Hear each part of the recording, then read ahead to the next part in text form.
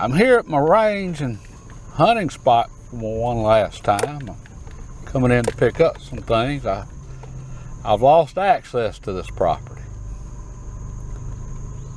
And I've been hunting and shooting in here for 30 years, a little better. And I wanted to share a few stories with y'all about this place. And it isn't about this place, it's about people. And this is something all of you need to keep in mind. And those of you that are a little older know this, but when you're hunting a spot and you're really enjoying it, I mean, just really enjoying it, and there's game there, and you and your friends, you're having a ball. The place is special, but it's the friends that make those memories special. And I've got a lot of memories with a lot of good people in here. I guess I need to start by explaining my relationship with the owner and the family in here of this property. And this would start with Russell. All right, Russell, I met Russell in high school, and he loved hunting and fishing as much as I did. And, we just hit it off. And I hit it off with his family, his brothers, Stephen and Gary. They were 2 years younger than him, and twins. Age-wise, I was right in between Russell and Stephen and Gary, and we were just all really close. I fished and hunted with Russell all the time, and then their next door neighbor and really good friend Joey, and then Stephen, he learned how to play bass, and I was learning how to play guitar, and me and him would jam and hunted some. And Gary, I played golf with Gary, so I was always over at their house doing something with one of them. Well, Russell and Stephen and Gary lost their father real young. And their Uncle Wayne, actually, is their great uncle, kind of, took them under his wing and looked out for them. And Wayne's just a great guy. And he had some property. And he just basically let them handle the property. And Wayne said it was theirs, basically, do what they wanted to with it. And anyway, we all hunted in here together and everything else. And well, Gary passed away in 2001. And then Russell passed away in 2011. Stephen's the only one left. And now Mr. Wayne, he's not doing very well. He's on up in age, and well, some other family members, they have power of attorney for him, and they leased this property out. So there's a hunting club that has this now. So I'm just gathering up a few things, and I wanted to share a few stories with y'all about the place in here, but some really valuable lessons that I think y'all will enjoy and will be useful. I wanted to start with the old Greek proverb, societies prosper when old men plant trees under whose shade they'll never sit. And that's what we got here. Mr. Gene was like a father figure to Russell. And Mr. Gene, he made a lot of improvements here. That's the type person he was. He left things better than he found them. And I remember talking to Mr. Gene. Mr. Gene and I kept this place up after Russell passed, and we did, kept it cut and all that type thing, food plots, and hunted it. And well, Mr. Gene planted a lot of different type fruit trees in here and stuff, and is doing habitat improvement things. And he was really excited when he found some sawtooth acorn trees. And what he was excited about was you could take an acorn from a sawtooth and plant it, and it would be producing acorns in just 12 years. He was 79 when he found this out. And he was excited when he planted this tree because he'd be able to hunt under it when he was 91. It'd be dropping acorns then. That's the type of attitude Mr. Gene had. And he was a special person, and me and Russell, our friend Joey, we all learned a lot from Mr. Gene. Just he was that good of a person. He was a really good influence on us all. And Mr. Gene, he left things better than he found them. If a fence was down and he had permission to hunt the property, even if he didn't, he was going to fix the fence for whoever it was. And he wasn't going to pick up the phone and call them and say, hey, I fixed your fence. He was going to fix their fence and just go on his way. And Mr. Gene had permission to hunt a lot of properties because he's the type person you wanted on your property because of things like that. And I wanted to share that with y'all because he was a special person. We'll always remember him, but there ain't many people like him left, and he's gone now. And you know, a lot of you, especially younger people, but even us older ones, you know, we're always thinking, how can we get permission to hunt a property or something like that? Don't think like that. Think, what can you do for somebody else with no expectation of getting something out of it? Just do the right thing, do the best you can to help your neighbor, and when you do that, good things just come back to you. They really do. And that's something I never will forget about Mr. Gene and all of the different fruit trees he's planted in here. I wanted to take a minute too to talk about God. And I know that seems strange to talk about that on, you know, a video like this, but Russell died in here. He passed away, actually about 60 yards from this spot. And God's hand was at work that day. So for those of you that don't believe in God, and you know, that's something you have to figure out for yourself. We all have to figure that out for ourselves, I guess. But I'm here to tell you there's a God.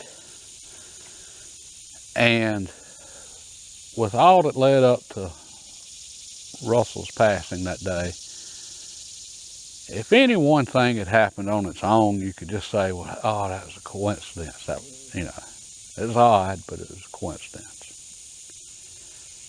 And if two of them happened, you'd say, okay, yeah, that really is strange, but that's just a coincidence. Well, I'm here to tell you, after enough of coincidences add up, you got to stop and say, okay, maybe that wasn't a coincidence.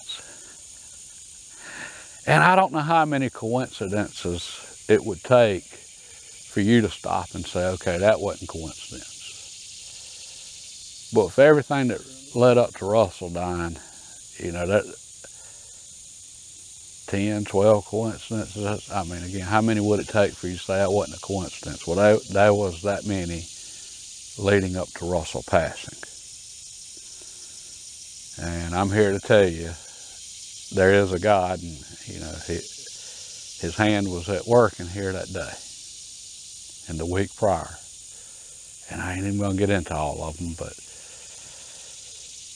if you've wondered, and I know me, some guy on, you know, the internet saying there's a God ain't gonna mean a whole lot to most of you, but if you've wondered, I'm here to tell you there's a God. Just don't have any doubt about that. And he does work in mysterious ways, and we'll never understand his ways. But he exists. And one last thing I wanted to take a minute to talk about while I'm in here is character. And I've been real fortunate in my life to be around people like Russell and Mr. Gene and Gary, Joey, Stephen, people that had good character. And just let me give you an example of what I'm talking about. The first deer killed out of here, Gary killed it.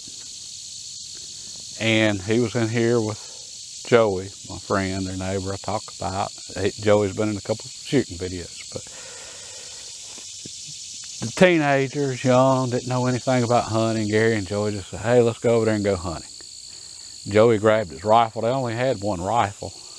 And a doe stepped out. Well, Joey, he was shaking so bad, he got so excited that he knew he couldn't shoot her. All right, he handed the rifle to Gary, and Gary shot her. And I have thought the world of Joey since that day. Russell kidded him a little bit about that, but I think Russell saw exactly what I saw, and was Joey wasn't going to risk wounding the deer, and Joey wasn't worried about being able to tell everybody, hey, I killed a deer. Joey was worried about the two of them together getting a deer. And if that meant handing the gun to Gary to make it happen, so be it. And Joey handed him the gun and never thought anything about it, and they got a deer. Joey's a good friend of mine to this day. That says a lot about character. Well, I guess the biggest reason I'm not going to be in here any longer, at least as far as I know, some guys leased this property.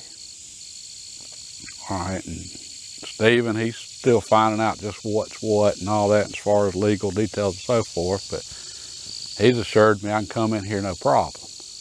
But the family member that leased this property to the 5 guys, that family member has no character. That family member never mentioned to anybody, hey, I'm leasing it. As a matter of fact, Stephen called that person 2 weeks ago. I saw a couple new signs that I thought were awful odd. And Stephen, no, don't worry about it. And Stephen called them and said, they said it's no problem. It's just, they're just hog hunting. That person failed to mention that they had leased the property. All right, and so there's a little hunting club in here now. Well, the gentleman that's over the hunting club's also part of Stephen's family. And that gentleman, for the past month, he's been in here. Well, his character, I was already questioning it because first I noticed he was lazy. And basically, he figured out there were hogs here, and that if you put out corn, hogs would come in, and that's fine. He's having fun seeing hogs, and he put cameras out in corn. But the only places he's done anything is places that we've been working in here. We're clearing our target stand for our range here. We've had the range here for 10 years now, I guess. We did some clearing right over, 50 yards from here about a month ago. Guy put a blind up. Okay, and the way I found all this out, I came in here yesterday evening to shoot some video, load testing. There's a truck in here, and I left my phone number on that truck, and had that guy call me. Well, that guy's one of the hunting club members. He said the guy that's over it told him, nobody else is in here. The guy that leased it to him, another family member, Stephen, yeah, he didn't mention anything about Stephen being in here. Well, the gentleman I was talking to on the phone, and I don't even know his name, but that gentleman, he mentioned, he talked about, nobody else being in here, and they told him nobody else was in here. Well, and he sounded like a really nice guy. I mean, he really did. He was really polite. I was, just conversation among hunters, just seeing what was going on. Well, it was odd that he mentioned the part about nobody being in here, because he had to know somebody was in here, because this target stand didn't get here all by itself. And he was hunting 40 yards from here watching it. Those gentlemen, I can't even use the word gentleman with them. They turned the front of the target stand into a hog wallow by putting the corn out. This is a hog wallow now. So it's a mess and it stinks here, and they got soured corn and everything else. Well, the reason they did it here is because this was the clearest spot. I bush hogged, haven't bush hogged in here once a year, do it in the late spring. Well, the first guy that came in, I hadn't bush hogged yet, and he looked around, he said, all right, I see a clear spot here in front of the target stand, I'll put corn out here. And it quickly turned into a hog wallow, and that's, a month later, it's all tore up, it's a mess in here. That's where they're hunting. I've had it bush hogged since, but I didn't know they were in here or what all was about to unfold. I was just doing my normal late spring bush hogging and or summer bush hogging. But I knew people were in here. And the family member, Ed, we'll just call him Ed, he knew people were in here, and what he did is he went around, and any place he seen that would benefit him, he just did whatever he wanted. Oh, I see they did some work there, let me go do whatever I want right there where they just did some work. Where they just did their clearing, let me go put up a blind. Oh, well, this here's cleared out where they were, doing some work on the target stand. It's clear, let me go make a hog wallow right here.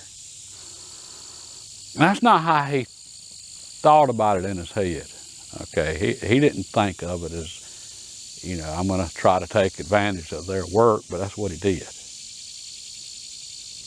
All right, so, and the gentleman I just spoke to, this part of the hunting club that didn't know anything about anybody being in here, that we were just trying to figure out what was going on, he knew people were here.